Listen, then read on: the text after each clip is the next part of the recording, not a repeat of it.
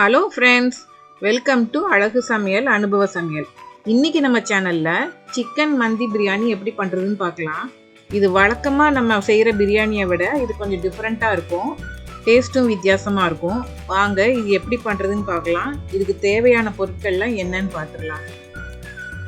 பாஸ்மதி அரிசி 1/2 kilo, chicken 1 kilo, பெரிய வெங்காயத்தில் 1 வெங்காயம், பச்சை மிளகாய் 2 கீறி வச்சுக்கோங்க, பூண்டு ஒரு 10 பல்லு பொடியாக வெட்டி வச்சுக்கோங்க, இஞ்சி பூண்டு பேஸ்ட் 2 டேபிள் ஸ்பூன், மஞ்சள் தூள் 1/4 டீஸ்பூன், காஷ்மீரி மிளகாய் தூள் 1 டீஸ்பூன், சீரகம் 1 டேபிள் ஸ்பூன், மிளகு 1 டேபிள் ஸ்பூன், கொத்தமல்லி 2 டேபிள் ஸ்பூன், உப்பு தேவைக்கேற்ற மாதிரி, காய்ஞ்ச லெமன் 1, இதுதான் மெயின் இன்க்ரீடியன்ட் இந்த பிரியாணிக்கு, ஜாதிபத்ரி 1, பிரியாணி இலை 2, கிராம்பு ஒரு 10 நம்பர், ஸ்டார் பட்டை 1, ஏலக்காய் ஒரு 6 நம்பர், பட்டை ஒரு 3 துண்டு, எண்ணெயும் நெய்யும் சேர்ந்தாப்புல ஒரு 100 ml.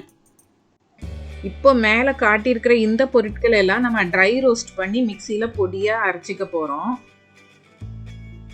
அரிசியை ஒரு 1/2 மணி நேரம் நல்லா ஊற வச்சுக்கலாம். ஃபஸ்ட்டே கழுவி எடுத்துடணும், அதுக்கப்புறம் ஊற வைக்கணும்.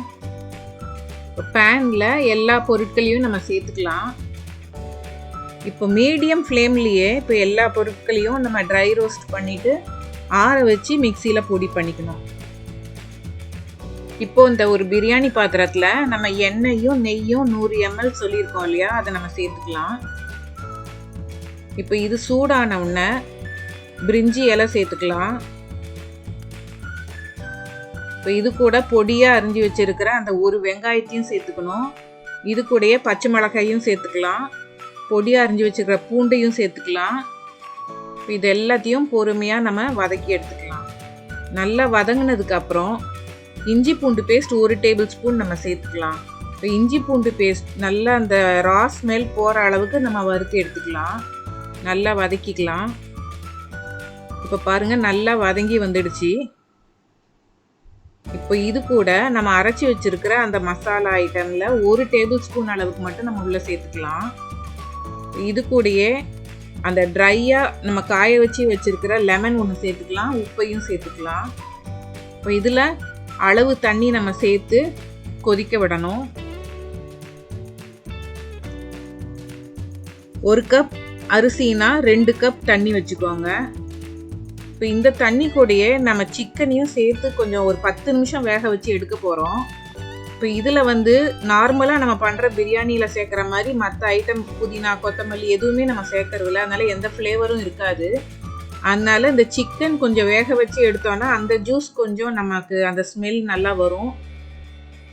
ஒரு 10 நிமிஷம் வெந்ததுக்கப்புறம் அந்த சிக்கனெல்லாம் அப்படி எடுத்துடலாம்.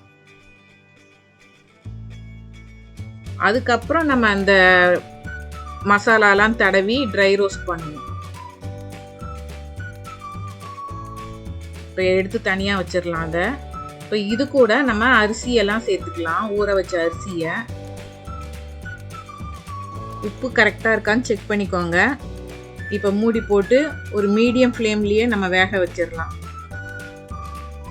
இப்போ நம்ம சிக்கன் மேரினேட் பண்ணுறதுக்கு என்னென்ன மசாலா வேணும்னு பார்க்கலாம். இப்போ ஃபஸ்ட் வறுத்து அரைச்சி வச்சிருந்த மசாலா இருக்குல்ல, அது ஃபுல்லாக ஆட் பண்ணிக்கலாம்.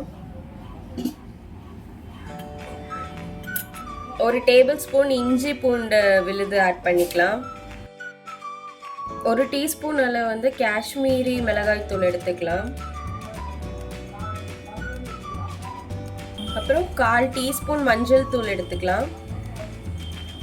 அப்புறம் 1 டீஸ்பூன் அளவு உப்பு. அப்புறம் இது எல்லாமே ஒரு பேஸ்ட் கன்சிஸ்டன்சியில் நம்ம மிக்ஸ் பண்ணி எடுத்துக்கலாம்.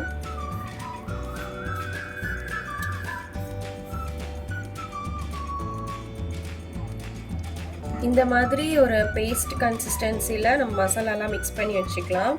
இப்போ நம்ம சிக்கனை மேரினேட் பண்ணலாம்.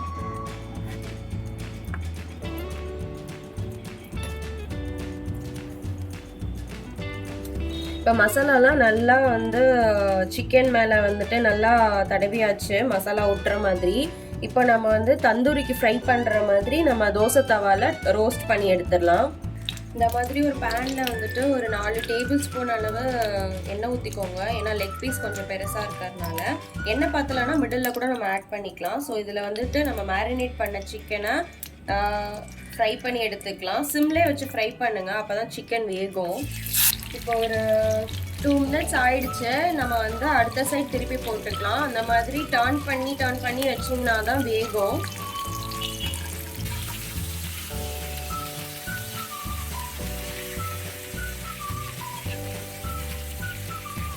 இப்போ எல்லா சிக்கனும் நல்லா ரோஸ்ட் பண்ணி எடுத்தாச்சு. இப்போ நம்ம எடுத்து வச்சிடலாம்.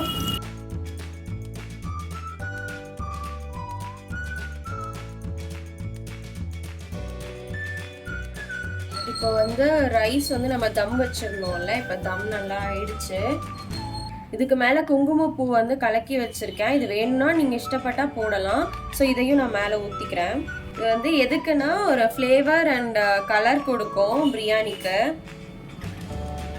நெக்ஸ்ட்டு வந்து நட்ஸ் எல்லாம் கொஞ்சம் ஃப்ரை பண்ணி வச்சுருக்கேன். இதுவும் ஆப்ஷனல் தான். உங்களுக்கு வேணுங்கிற நட்ஸ் வந்து நீங்கள் ஆட் பண்ணி சேர்த்துக்கலாம்.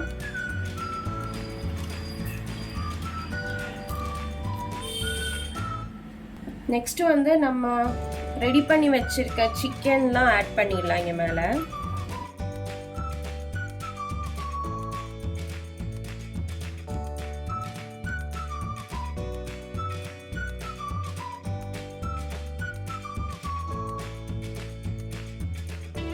இப்போ நம்ம ஸ்மோக்கி ஃப்ளேவர் வர்றதுக்காக சார்கோல் ஹீட் பண்ணி வச்சுருக்கேன்.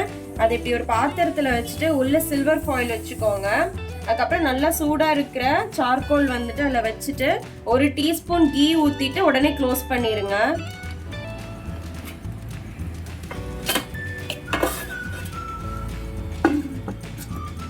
ஒரு 10 மினிட்ஸ் இருக்கட்டும், அப்போ தான் அந்த ஸ்மோக்கி ஃப்ளேவர் வரும். அதுக்காக ஒரு 10 மினிட்ஸ் வச்சுட்டு நம்ம எடுத்துடலாம். ஓகே, இப்போ வந்து நம்மளோட சிக்கன் மந்தி பிரியாணி ரெடி ஆயிடுச்சு.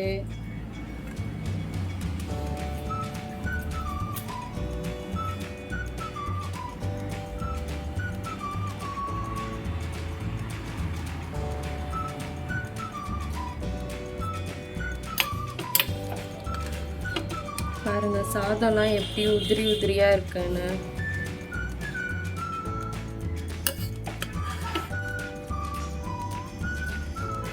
நல்லா ஃப்ளேவர்ஃபுல்லாக இருக்கு. இதே மாதிரி நீங்களும் ட்ரை பண்ணி பாருங்க. நீங்களும் இதே மாதிரி எல்லா ஸ்டெப்ஸையும் கரெக்டாக ட்ரை பண்ணி பாருங்க. சூப்பரான சிக்கன் மந்தி பிரியாணி ரெடி ஆயிடுச்சு. அருமையான சிக்கன் மந்தி பிரியாணி இப்போ ரெடி ஆயிடுச்சு. இதை நீங்களும் வீட்டில் ட்ரை பண்ணி பாருங்க. வேற ஒரு நல்ல ரெசிபியோட உங்களை அடுத்த வீடியோவில் நாங்கள் சந்திக்கிறோம். எங்கள் சேனலை லைக் பண்ணுங்கள், ஷேர் பண்ணுங்கள், சப்ஸ்கிரைப் பண்ணுங்கள். தேங்க்யூ.